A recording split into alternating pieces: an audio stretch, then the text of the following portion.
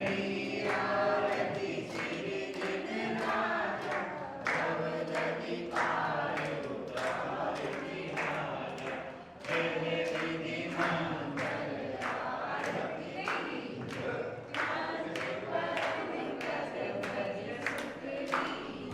दूसरी आरती सीतन के सुमिरन करत मिटे भव के यह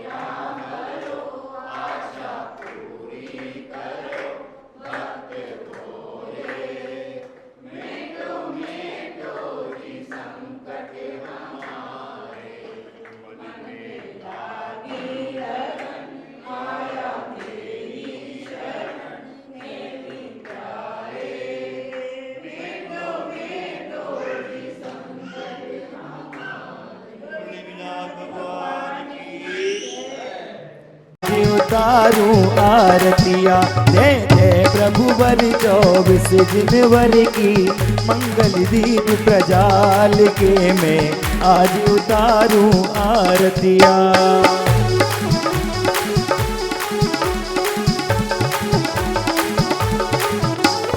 समवसरण के बीच प्रभु जी नासा दृष्टि विराजे।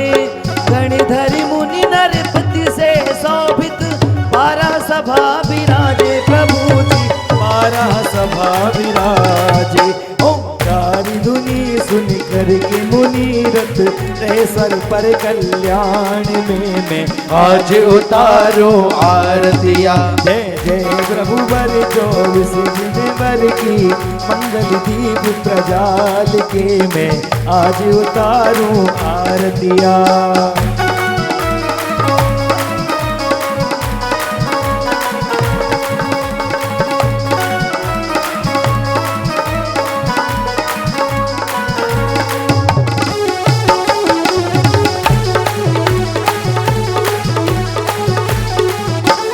चार दिशा के मानो स्तंभ में जिन प्रतिमा है सोहे।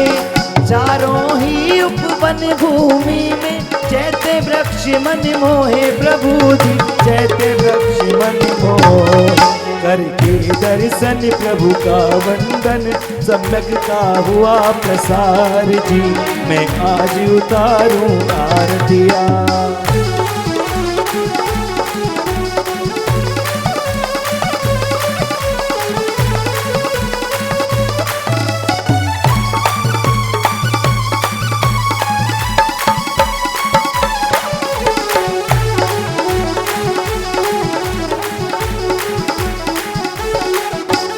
पंचमी ध्वजा भूमि के अंदर ऊंचे ध्वज लहराए।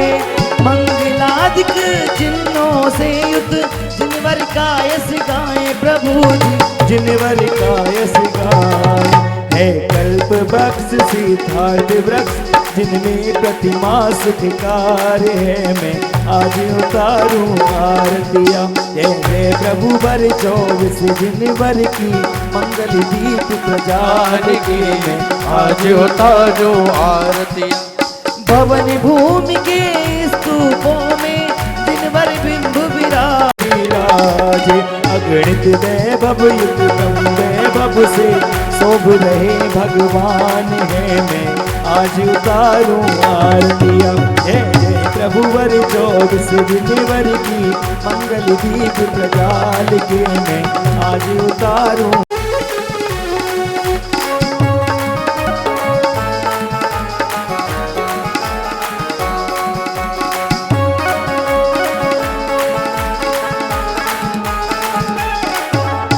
धर्म चक्रयुत गंध कुटी पर अधर प्रभु रहते हैं। ऐसे जिनवर की आरती से भव आरती डरते हैं। प्रभु जी भव आरती डरते हैं। कल्प तरु माधुरी प्रभु तब महिमा अपरंपार है मैं आज उतारूं आरतिया। जय जय प्रभु वर 24 जिनवर की मंगल दीप प्रजाल के मैं आज उतारूं आरतिया। मैं आज उतारूं आरतिया। मैं आज उतारूं आरतिया। जो स्वामी स्वामी जय मुनि सुब्र स्वामी भक्ति भाव से प्रणमो भक्ति भाव से प्रणमो। जय अंतर्यामी ओम जय मुनि सुब्र स्वामी।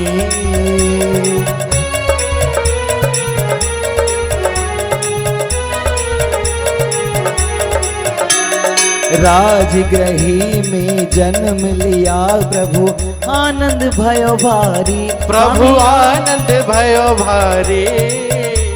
सुर नर मुनि गुण गाए। सुर नर मुनि गुण गाए आरती करि थारी। ओम जय मुनि सुब्र स्वामी।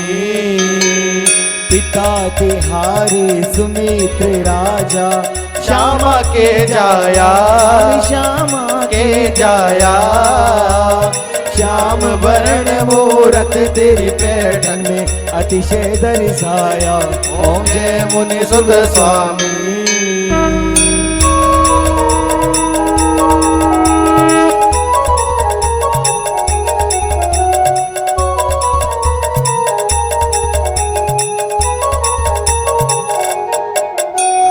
जो ध्यावे सुख पावे सब संकट दूर करे। स्वामी संकट दूर करे, मन वांछित फल पावे, मन वांछित फल पावे, जो प्रभु चरण धरे। ओम जय मुनि सुब्र स्वामी। जन्म मरण दुख हरो प्रभु सब पाप मिटे मेरे। स्वामी पाप मिटे मेरे, ऐसी कृपा करो हम, ऐसी कृपा करो हम दास रहे तेरे। ओम जय मुनि सुत स्वामी।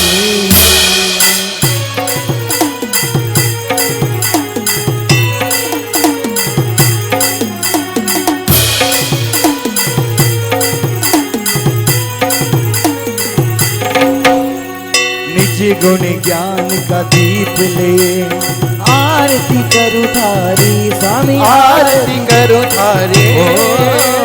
निज मत ज्ञान दो सबको, जन्मत गान दो सबको। त्रिभुवन के स्वामी।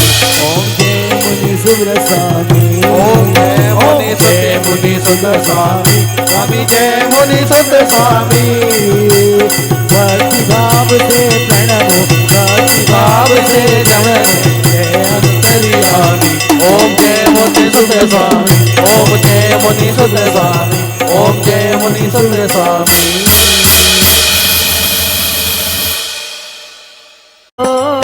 ये है वो जहाज जिसने लाखों को तारा। मंत्र नमोकार हमें प्राणों से प्यारा। मंत्र नमोकार हमें प्राणों से प्यारा।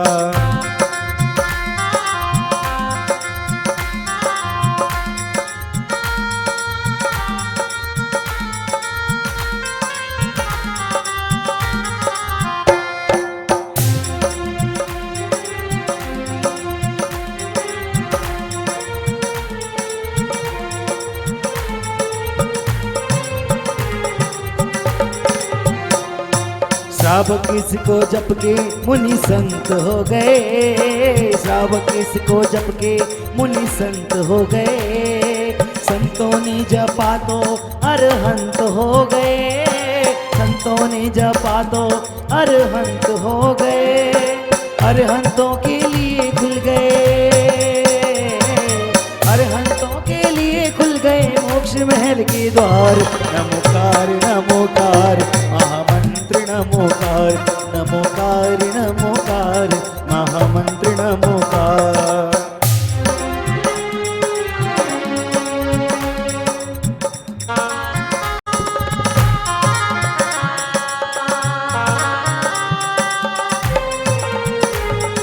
अंजन चोरी ने मंत्री जाप किया आधा और अधूरा।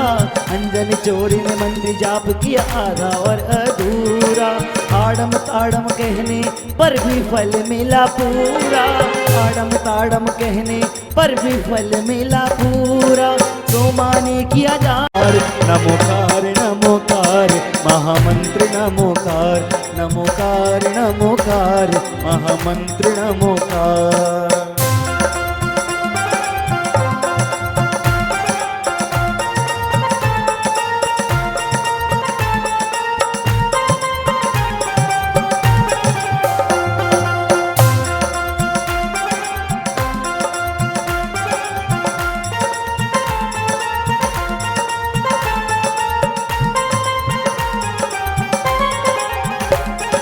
सोते उठते चलते फिरते ओ इसी मंत्र का जाप करो। इसी मंत्र का जाप करो। आप कमाए पाप जो उनका छह भी अपने आप करो। तो छह भी अपने आप करो। इस महामंत्र का हो महामंत्र का ले लो सहारा, मंत्र नमोकार हमें प्राणों से प्यारा, मंत्र नमोकार हमें प्राणों से प्यारा। ये है वो जहाज, हो ये है वो जहाज जिसने लाखों को तारा, मंत्र नमोकार मंत्र नमोकार हमें प्राणों से प्यारा। बन जाता है, यानी कि मुनि सुकुमाल का वैराग्य कैसे होता है, ये नाटिका प्रस्तुत कर रहे हैं। उससे पहले एक छोटी सी बच्ची आपके सामने मंगलाचरण करेंगी।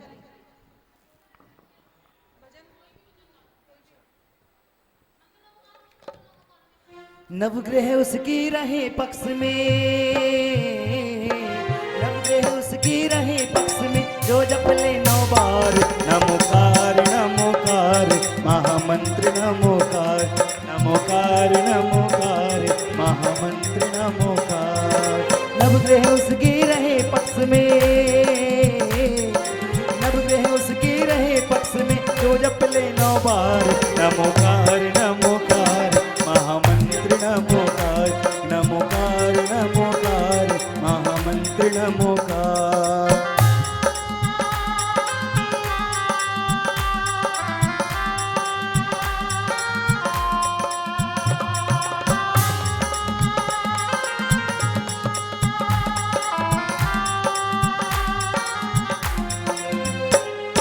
श्रावक इसको जप के मुनि संत हो गए, श्रावक इसको जप के मुनि संत हो गए।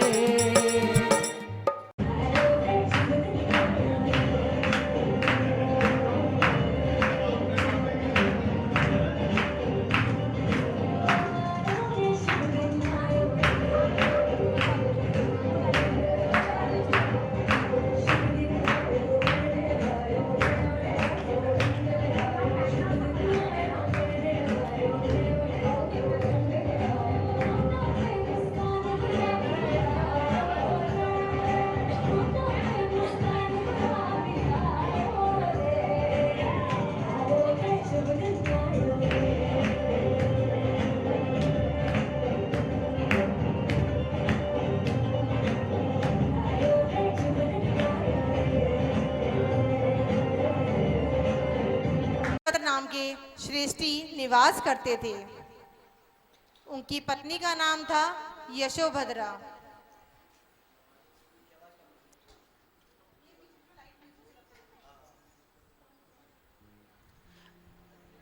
उनके कोई संतान नहीं थी। सेठ जी उन्हें समझाते हैं, सेठानी हमें अपना ज्यादा से ज्यादा समय परोपकार में ही बिताना चाहिए। कोई बात नहीं, संतान नहीं है तो क्या हुआ, हमें अपना पूरा ध्यान भगवान में लगाना चाहिए, भगवान में लगाना चाहिए। इस तरह सेठ जी समझाते रहते हैं सेठानी को। पर सेठानी उनका तो कोमल मन है, एक स्त्री का मन है, संतान के बिना उनको चैन नहीं आता, वो परेशान होती हैं। और सेठ जी समझाते रहते हैं, सेठ जी समझाते रहते हैं।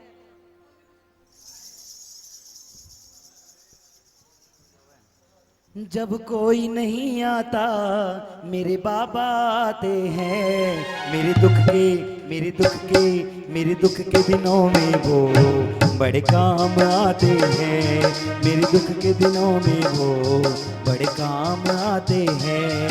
बाबा मेरी पीड़ा, बाबा मेरी पीड़ा पहचान जाते हैं, मेरे दुख के मेरे दुख के मेरे दुख के दिनों में वो बड़े काम आते हैं। जब सेठ जी उन्हें समझाते हैं, ऐसे कुछ दिन निकल जाते हैं, तब उनके यहाँ एक मुनिवर आते हैं। मुनिवर मुनिवर आज मेरी कुटिया में आए हैं, मुनिवर आज मेरी कुटिया में आए हैं। चलते फिरते ओ चलते फिरते तीर्थ आए हैं, मुनिवर मुनिवर आज मेरी कुटिया में आए हैं, गुरुवर आज मेरी कुटिया में आए हैं। पाद प्रक्षालन करने के बाद सेठानी जी गुरुवर की आरती उतारती हैं। म्यूजिक चलाओ।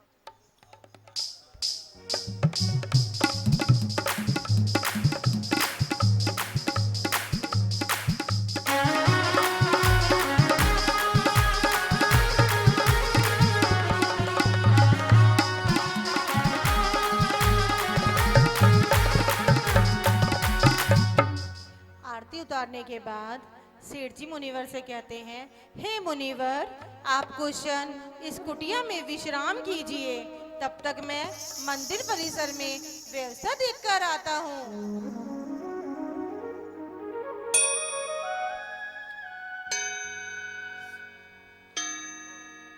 सेठ जी के जाने के बाद सेठानी गुरुवर के पास बैठती हैं और कहती हैं, हे गुरुवर, मेरा मन बहुत परेशान है, मैं आपसे कुछ कहना चाहती हूँ।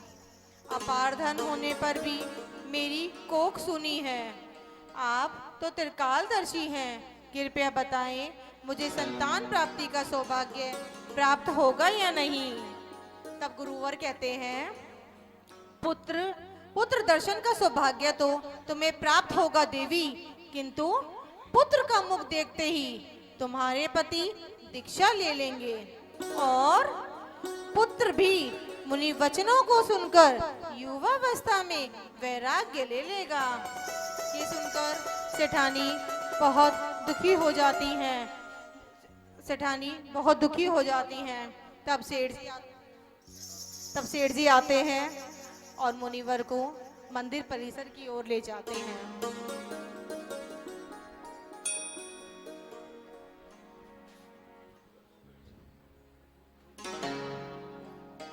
सेठानी बिचारी परेशान होती रहती हैं, दुखी होती रहती हैं।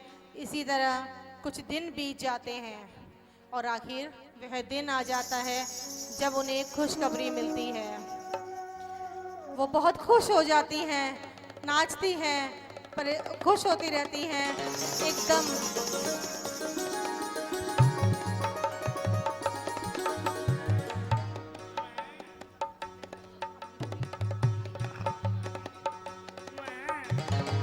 तभी दासी आती है और वो देखती है, क्या बात है, सेठानी कभी खुश हो रही है, कभी परेशान हो रही है, क्या हुआ सेठानी। सेठानी अपनी दासी के कान में कुछ कहती है। ये सुनकर दासी बहुत खुश हो जाती है, कहती है, मेरा तो मन कर रहा है मैं नाचूं, गाऊं, सारी रगनी पर रत्न लुटाऊं, पर आप कह रही हैं किसी को नहीं बताना। तो रानी कहती है, हाँ, मुझे अपने गर्भधारण की बात को गुप्त ही रखना होगा, स्वामी को इस बात का पता भी नहीं चलना चाहिए। पर क्यों स्वामिनी, क्यों? क्योंकि मुझे अब तक याद है मुनीश्री के वचन कि जिस दिन स्वामी ने संतान का मुख देख लिया तो उन्हें वैराग्य हो जाएगा, तो उन्हें वैराग्य हो जाएगा। स्वामिनी, लेकिन हमें कुछ तो उपाय करना होगा। आप इस बात को कैसे गुप्त रख पाएंगी? चंद माह पश्चात आपका बड़ा हुआ उदर सारी कथा कह देगा। हाँ, वही तो सोच रही हूँ। रानी परेशान होकर कहती है, वही तो सोच रही हूँ, क्या उपाय किया जाए जिससे संतान प्राप्ति का सुख पति की दीक्षा में न बदल जाए, पति की दीक्षा में न बदल जाए। ये कैसा संजोग है, एक तरफ खुशी एक तरफ गम। जिंदगी के यही है पहलू, कभी मिलती है खुशी, कभी मिलते हैं गम। जीवन के किसी भी पल में वैराग्य उमड़ सकता है। संसार में रहकर प्राणी संसार को तज सकता है। तभी दासी को एक उपाय सूझता है और वो कहती है, स्वामिनी, आप कोई उचित ठोस कारण बताकर दीर्घ काल के लिए यात्रा पर जाने का बहाना बना सकती हो। लेकिन चंद्रा, हम कहाँ जाएंगे? हम आसपास ही कहीं गुप्त रूप से रहेंगे और उचित समय पर प्रसव कराकर पुत्र का लालन पालन सेठ जी से छिपाकर करेंगे। अरे तू तो बड़ी बुद्धिमती है रे चंद्रा, समस्या का सही समाधान कर दिया। मैं आज ही स्वामी से बात करती हूँ। ये कहकर सेठानी जी चल देती हैं सेठ जी के पास। सेठानी जी जा रही है।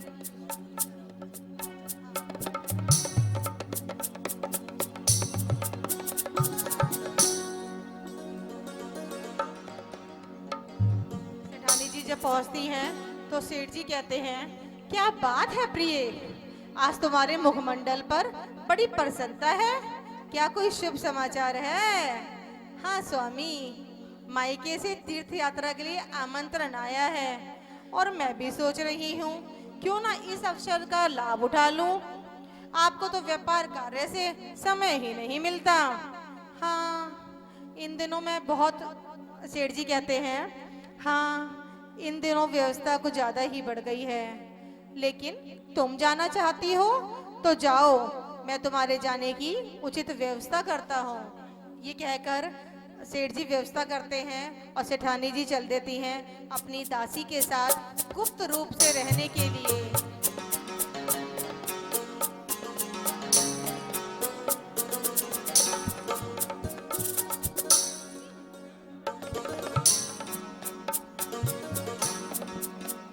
हम तो चल दिए, चलो सेठानी जी ढूंढते हैं, कोई गुप्त स्थान ढूंढते हैं।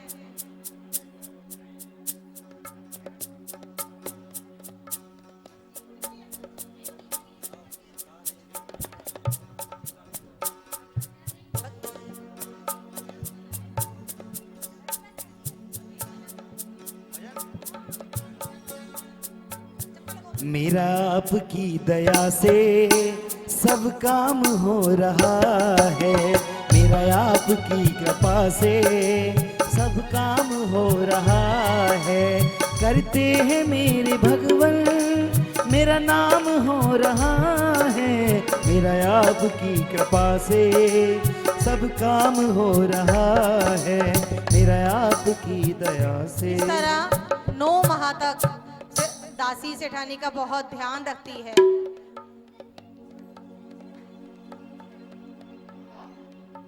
आखिर में वो समय आ ही जाता है, वो शुभ समाचार मिल ही जाता है। सेठानी एक पुत्र को जन्म देती है। सेठानी एक पुत्र को जन्म देती है। हटा दो। बज कुंडलपुरी में बधाई, बज कुंडलपुरी में बधाई, ये नगरी में वीर जन्मे, ये नगरी में वीर जन्मे महावीर जी। बज कुंडलपुरी में बधाई, बज कुंडलपुरी में बधाई, ये नगरी में वीर जन्मे, ये नगरी में वीर जन्मे महावीर जी। दासी बहुत खुश होती है और कहती है, कितना सुंदर मुख है इसका। सेठानी बिल्कुल आपके जैसा। हमारी योजना सफल हुई और किसी को कानो कान खबर भी नहीं हुई। परंतु सेठानी तो खुश भी होती हैं और दुखी भी होती हैं और कहती हैं, कुदरत का ये कैसा खेल है, इतने वर्षों के बाद अपने ही पुत्र की जन्म की सूचना को गुप्त रखना पड़ रहा है। रोते हुए कहती हैं, इसका मुख भी नहीं देख सकते मेरे स्वामी, अब गुप्त रूप से इसका पालन हम कैसे करेंगे, हम कैसे करेंगे। दासी समझाती रहती है, धीरज रखो स्वामिनी, धीरज रखो। भगवान ने यदि यहाँ तक मार्ग दिखाया है तो आगे भी दिखाएंगे। अच्छा चलती हूँ, लल्ला के कपड़ों का ढेर लगा हुआ है, जाती हूँ घाट पर कपड़े धोने के लिए। ये कहकर दासी चल देती है कपड़े धोने के लिए।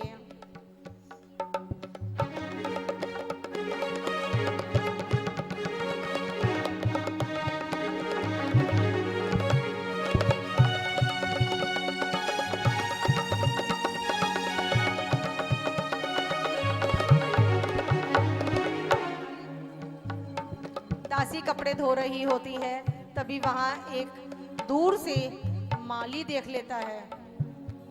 और सोचता है, अरे ये तो नगर सेठ सुरेंद्र दत्त की दासी है। ये तो पिछले कई माह से सेठानी के साथ तीर्थ यात्रा के लिए निकली थी। फिर यह घाट पर नवजात शिशु के कपड़े धो रही है। अवश्य दाल में कुछ काला है। एक काम करता हूँ, इसका पीछा करता हूँ, देखते हैं कहाँ जाती है।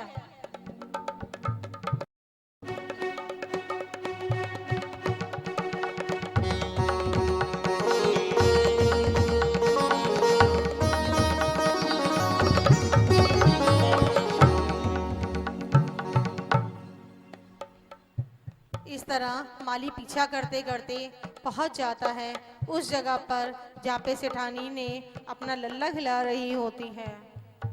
अरे तो ये मामला है, सेठानी ने पुत्र को जन्म दिया है, वह भी सबसे छुपाकर। अभी सेठ जी को बताता हूँ, उसकी सूचना देता हूँ कि दाल में काला नहीं है, यहाँ तो पूरी की पूरी दाल ही काली है। ये कहकर चल देता है सेठ जी के पास।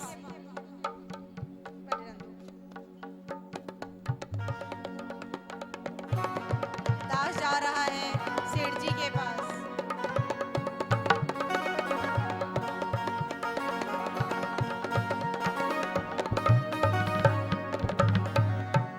दास जैसे ही पहुंचता है सेठ जी के पास, सेठ जी कहते हैं, जय जिनेंद्र, आप बड़े दिनों के बाद दिखाई दे रहे हो। तब कहते हैं, क्षमा करें सेठ जी, मैं आपको कुछ दिखाना चाहता हूँ, तत्काल ही मेरे साथ चले। अरे ऐसा क्या दिखाना चाहते हो, वो भी मुझे साथ ले जाकर? क्षमा चाहता हूँ सेठ जी, छोटा मुंह बड़ी बात ना निकल जाए, इसलिए आप स्वयं देखें और विचार करें। ये कहकर सेठ जी चल देते हैं माली के पीछे पीछे।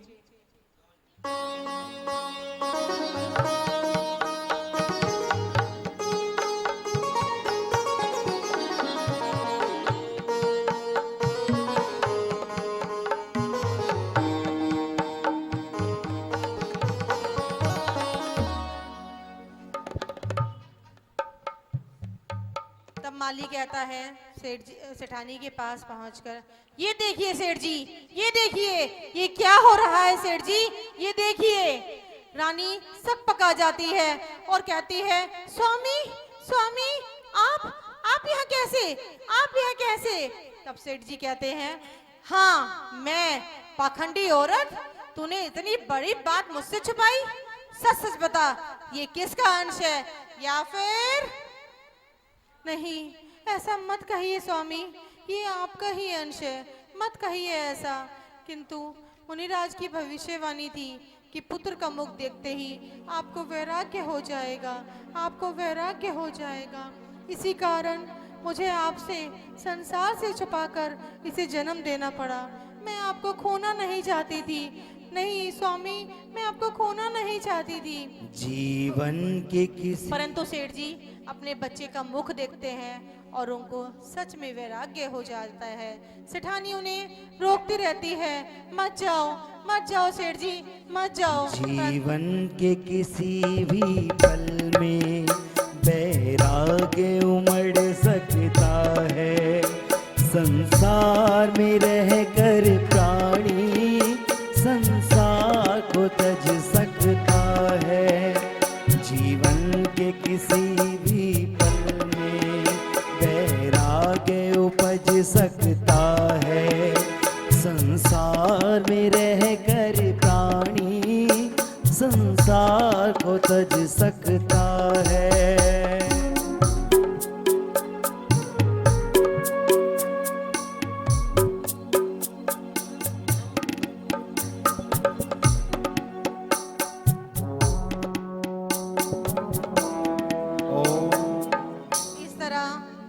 को वैराग्य हो जाता है और वो चल देते हैं दीक्षा लेने के लिए।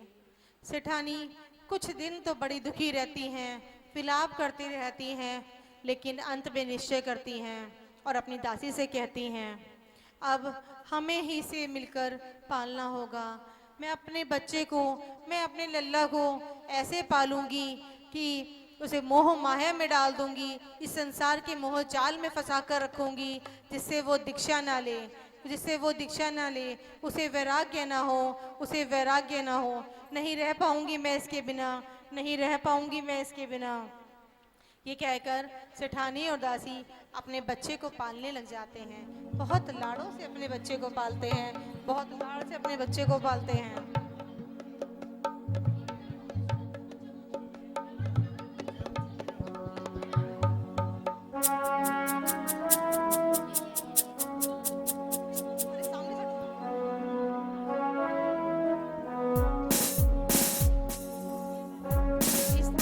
कुछ दिनों के बाद सुकुमाल बड़े होने लगते हैं, परंतु सेठानी तो उनका ऐसे ही ध्यान रखती है जैसे छोटे बच्चे का रखती है।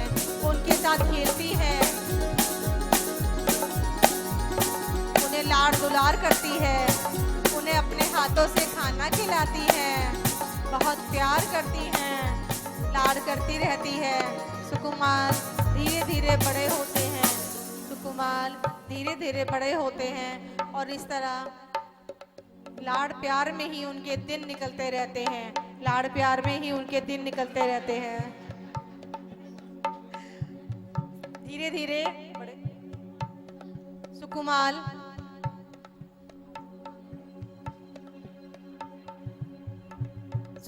बड़े हो जाते हैं और युवावस्था में आ जाते हैं।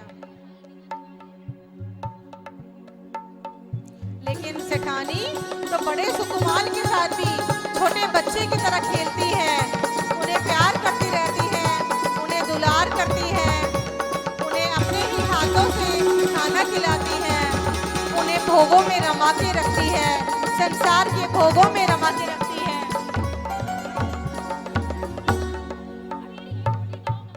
नर्तकी को भी बुलाती हैं उनके सामने नृत्य करने के लिए, नर्तकी को बुलाती हैं उनके सामने नृत्य करने के लिए।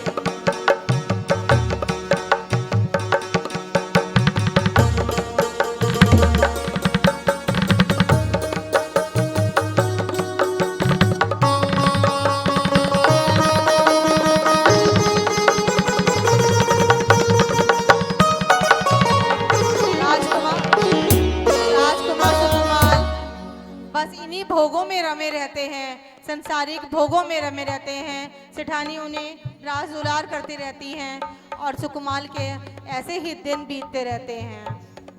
आइए, ये तो आपने देखा कि सुकुमाल कैसे, जिससे सुकुमाल को वैराग्य ना हो। एक माँ डरती है कि उसका बच्चा उसे दूर ना चला जाए। तभी देखिए, हम देखते हैं दूसरी ओर क्या होता है।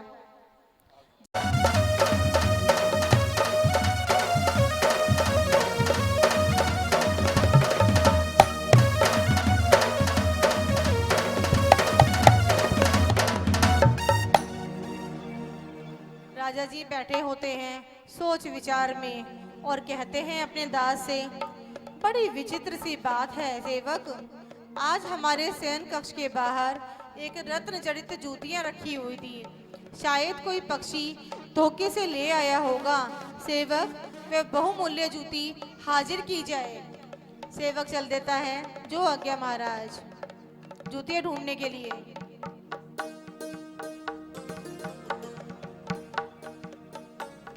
जूतियां मिलने पर वो आता है। महाराज की जय हो, क्षमा हो महाराज, पर यह जूती तो उसी कंबल की प्रतीत हो रही है जिसे लेकर कुछ दिवस पूर्व एक व्यापारी आया था। तब राजा कहते हैं, तुम ठीक कह रहे हो, और जहाँ तक हमें स्मरण है इसका मूल्य तो बहुत अधिक था और हमने इसलिए इसे खरीदने के लिए मना कर दिया था। फिर हमारे राज्य में ऐसा कौन धनवान है जिसने उस कंबल को खरीदकर उसकी जूतियां बनवाई? महाराज क्षमा करें, पर सेठानी यशोभद्रा हमारे राज्य में सर्वाधिक समर्थ है। उनके पुत्र सुकुमाल की विलासिता के चर्चे तो पूरी प्रजा में खूब प्रचलित हैं। सुना है सुकुमाल की काया को सूर्य और चंद्र की किरणें भी नहीं छू पाती। क्या हमारे कर्मानिक नागरिकों में ऐसे श्रेष्ठी भी विराजते हैं और हमें ज्ञात भी नहीं? सेवक जाओ, सेठानी यशोभद्रा को सूचित करो कि हम स्वयं उनके घर जाकर उनसे और उनके पुत्र सुकुमाल से मिलना चाहते हैं। जो आज्ञा महाराज। ये कहकर दास चले जाते हैं।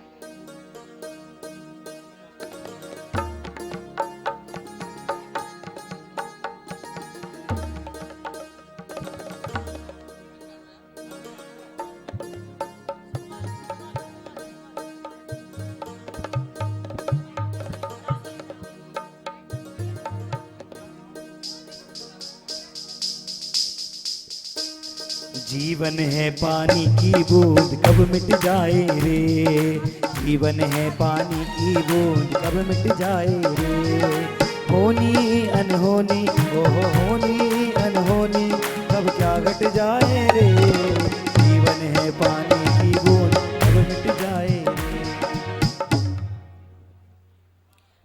तब वहां पे राजा जी आते हैं सेठानी जी के पास। आपकी जरूरत। सेठानी जी कहती हैं, आइए महाराज आइए, स्वागत है आपका। अहो भाग्य हमारे जो आप हमारे घर आए। आइए। ये कहकर सेठानी जी राजा जी की आरती उतारती हैं, उन पर राई के दाने डालती हैं। लेकिन ये क्या, सुकुमाल की आंखों से आंसू आ रहे हैं। वो अपने आंसुओं को पोंछ रहा है। आरती उतारने के बाद वो कहती हैं, आइए महाराज आइए, आसन ग्रहण कीजिए। पुत्र सुकुमाल आप भी आसन ग्रहण कीजिए। ये कहकर सेठानी जी चल देती हैं भोजन की व्यवस्था के लिए।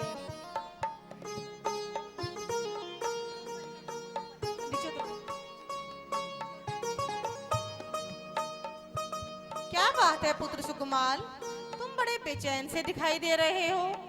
क्या आपका स्वास्थ्य ठीक नहीं है? नहीं राजन, ऐसी कोई बात नहीं है।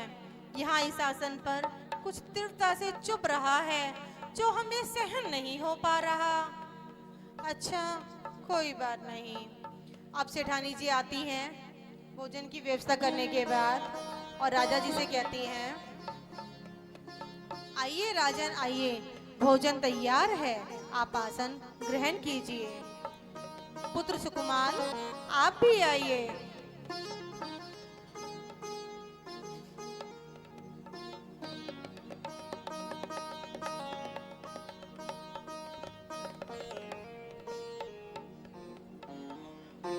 दोनों सेठानी भोजन परोसती हैं और दोनों भोजन करते हैं।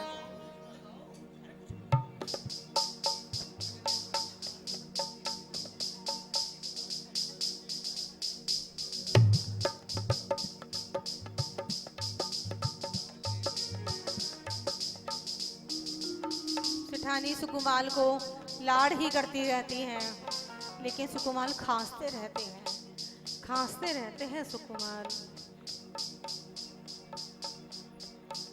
भोजन करने के बाद राजा जी कहते हैं, अति उत्तम भोजन, भोजन बहुत ही स्वादिष्ट बना है, आनंद आ गया। पर सुकुमाल फिर खांस रहे हैं। हे श्रेष्ठी सुकुमाल, क्या बात है, आप पुनः अस्वस्थ दिखाई दे रहे हैं। इतना स्वादिष्ट भोजन है और आप एक ग्रास भी नहीं ले रहे हो। सुकुमाल खांसते रहते हैं और खांसते खांसते कहते हैं, नहीं राजन, सब ठीक है, शायद कोर मेरी गले में अटक रहा है।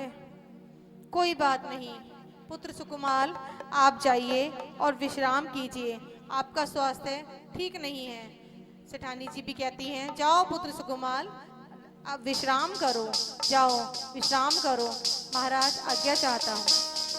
ये कहकर सुकुमाल चले जाते हैं अपने कक्ष में विश्राम के लिए।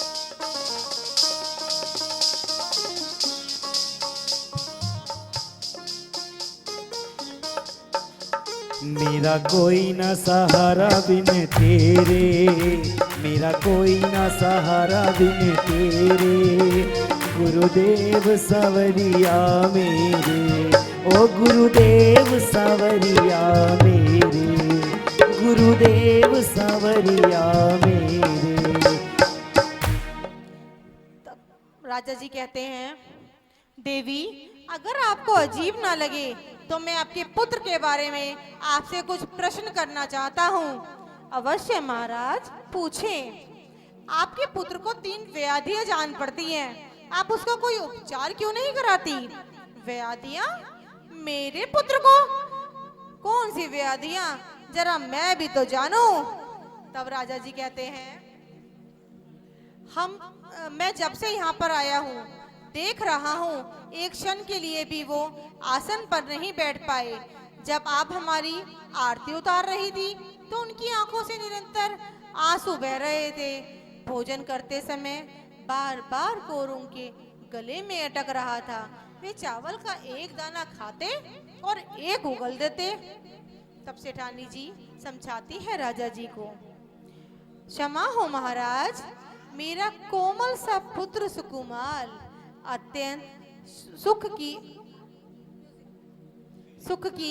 सुख में पला है। वह कोमल सैया पर सोता है, दिव्य आसन पर बैठता है।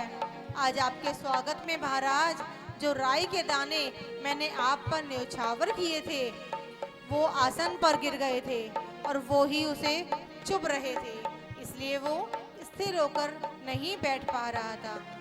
अच्छा तो ये बात है। और आरती के समय जो निरंतर आंसू बह रहे थे? राजन, मेरे पुत्र सुकुमाल ने रत्नों के प्रकाश के अलावा अब तक दीपक का प्रकाश भी नहीं देखा। आज आपकी आरती उतारी तो उसकी लो को वो सहन नहीं कर पाया। मेरा पुत्र बहुत कोमल है। अच्छा तो ये बात है, लेकिन एक बात और समझ नहीं आई। भोजन के समय बार बार ग्रास का अटकना, चावल का एक दाना खाना और एक उगल देना, इसमें क्या रहस्य है देवी? महाराज, बात यह है कि इसके लिए बनाए चावलों को एक दिन पूर्व सूर्यास्त के समय तालाब के भीतर कमल की पंखुड़ियों में रख दिया जाता है। उन कमल में भीगे हुए चावल कण वह मात्र खाता है। आज उसके चावलों में कुछ अन्य चावल भी मिल गए थे जो उसके गले में अटक रहे थे और उन्हीं को वह बार बार उगल रहा था। ओ, अब समझ में आया। धन्य है देवी आप धन्य हैं और आपका पुत्र सुकुमाल वो भी धन्य है। आज से मैं उसे सुकुमाल नहीं अवंती सुकुमाल के नाम से पुकारूंगा, अवंती सुकुमाल के नाम से पुकारूंगा। अब आज्ञा दे देवी, मैं चलता हूँ। ये कहकर राजा जी चल देते हैं। पारस रे तेरी कठिन डगरिया, पारस रे तेरी कठिन डगरिया, कठिन डगरिया जी कठिन डगरिया, कठिन डगरिया जी कठिन डगरिया, ए जिनवर तेरी कठिन डगरिया, पारस रे तेरी कठिन डगरिया।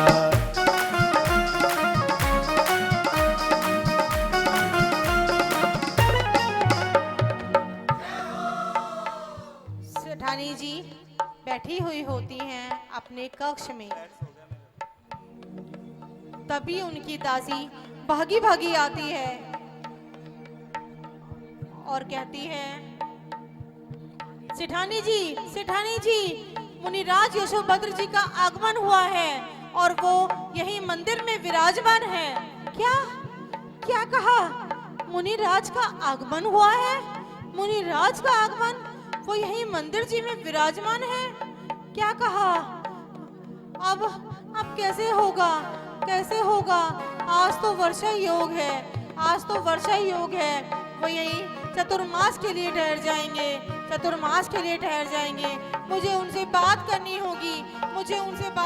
होगी। चलो दासी, चलते हैं। चलो चंद्रा, चलते हैं। गुरुदेव चले आओ, गुरुदेव चले आओ, गुरुदेव चले आओ, गुरुदेव चले आओ।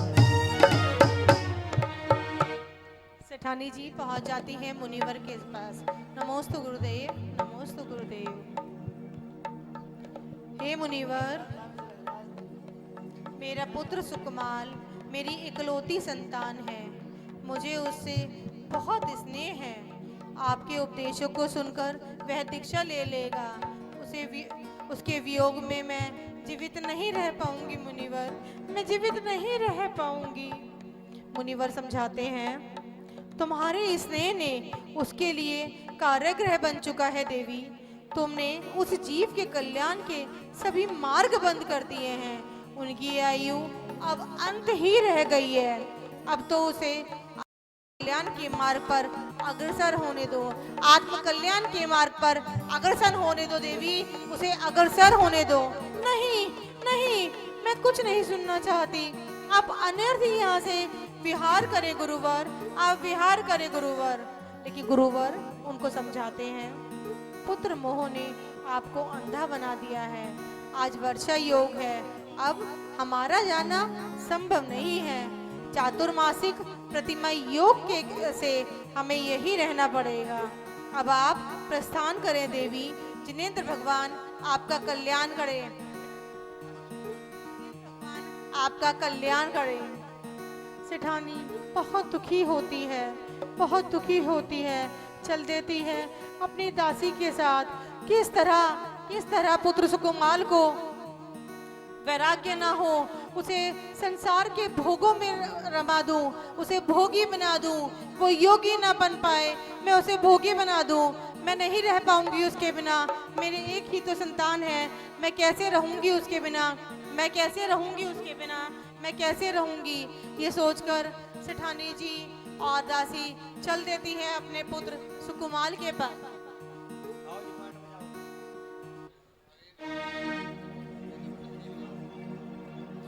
गुरुदेव चले आओ, गुरुदेव चले आओ,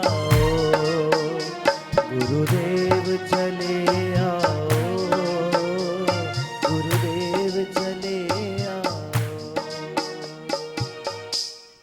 और वहां पे पहुंचकर अपने घर पर सारे रास्ते बंद कर देती हैं उसके, जिससे पुत्र सुकुमाल के कानों तक मुनिवर के वचन न पढ़ पाए, वचन न पढ़ पाए, वचन न पढ़ पाए। वो सारे रास्ते बंद कर देती हैं, सारे रास्ते बंद कर देती हैं और वो नर्तकी को बुला लेती हैं, जिससे वो उसी भोग विलास में रहे, संसार के भोगों में रमे रहे, विलास में रहे।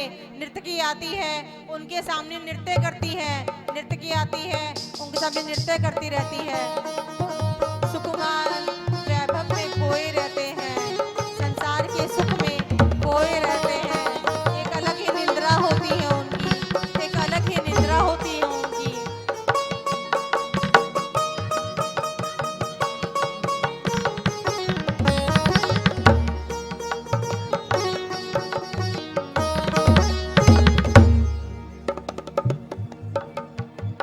इसी तरह दिन बीतने लगते हैं, इसी तरह दिन बीतने लगते हैं। चातुर्मास पूरा होने लगता है। आखिर में वो घड़ी आ ही जाती है। कार्तिक की पूर्णमासी को रात्रि के अंतिम प्रहर में मुनिराज ने वर्षा योग समाप्त किया। तब उन्होंने जाना कि पुत्र सुकुमाल की निद्रा भंग हो चुकी है। मुनिराज ने पाठ प्रारंभ कर दिया। जब उन्हें अक्षत स्वर्ग के परमानंद देव की विभूतियों का वर्णन आया तो यह सुनकर सुकुमाल के हृदय में वैराग्य भर गया, वैराग्य भर गया, वैराग्य भर गया। वो तड़पने लगे एक पंछी की तरह, वो तड़पने लगे एक पंछी की तरह। जैसे पिंजरे में कोई बंद होता है पंछी, इस कारागृह से मुक्ति के लिए वो तड़पने लगे। वह कुमार भगवान के पास जाने के लिए उद्यमी हो गए, उद्यमी हो गए, परंतु कोई उपाय नहीं दिख रहा था, परंतु कोई उपाय नहीं दिख रहा था। इससे वह व्याकुल हो उठे। तभी उनकी नजर पड़ती है वस्त्रों से भरी हुई एक पोटली पर। उन्हें एक पेटी दिखाई देती है और वह उसे बांधने लगते हैं। सोच विचार किया था मन में, सोच विचार किया था मन में, प्रभु ने राह दिखाई, बनाई, तब वस्त्रों को जोड़ जोड़ कर रस्सी एक बनाई। उस रस्सी को वह खिड़की से बांधकर वहां से कूद जाते हैं, वहां से कूद जाते हैं, खिड़की से नीचे उतर आते हैं। उनको वैराग्य होने लगता है, उनको वैराग्य होने लगता है।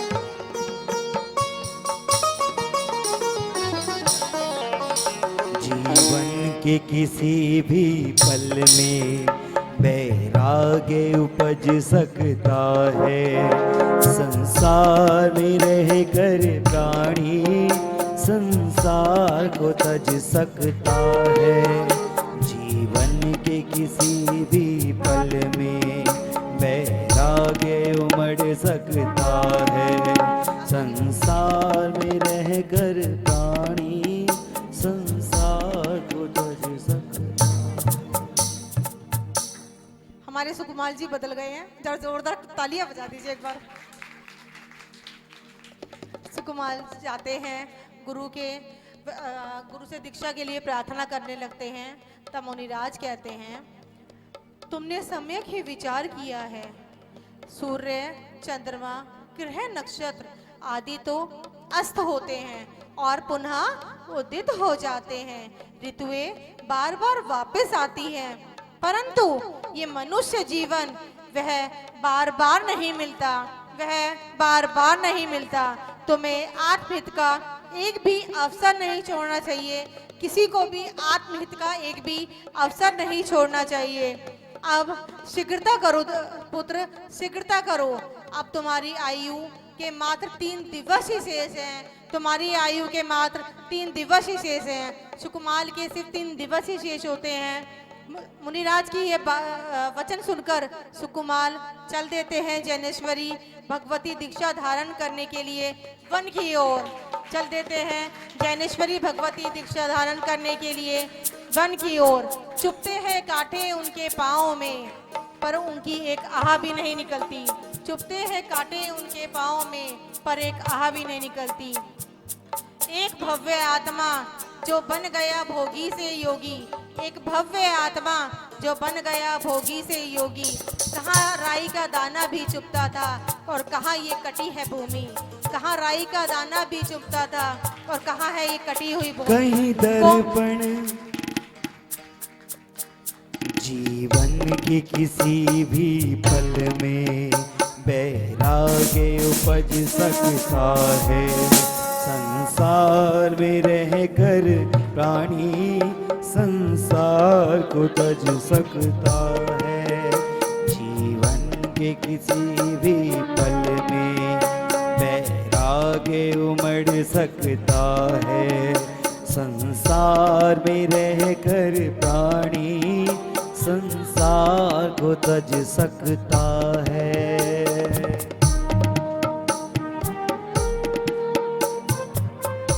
कोमल काया कठोर तप करने चली,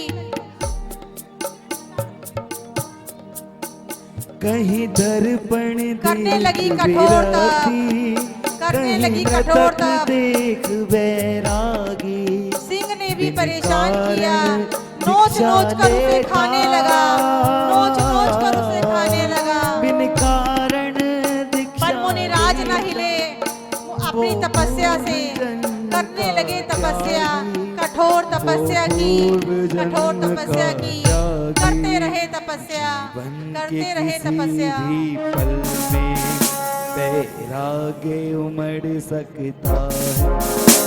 संसार में रहकर प्राणी संसार को तज सकता है। किस तरह बन गया एक भोगी से योगी। संसार को तज सकता क्या भोग थे, है। क्या पला था वो, और आज क्या बन गया। बन गए हमारे मुनि सुकुमार। इस तरह हुआ हमारे मुनि सुकुमार को वैराग्य, हुआ हमारे मुनि सुकुमार को वैराग्य।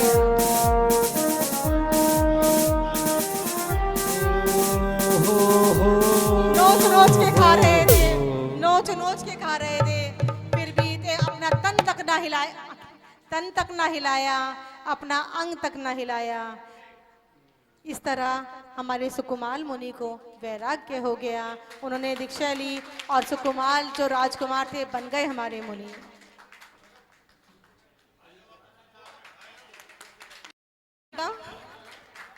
झूठी तारीफ मत करना भैया।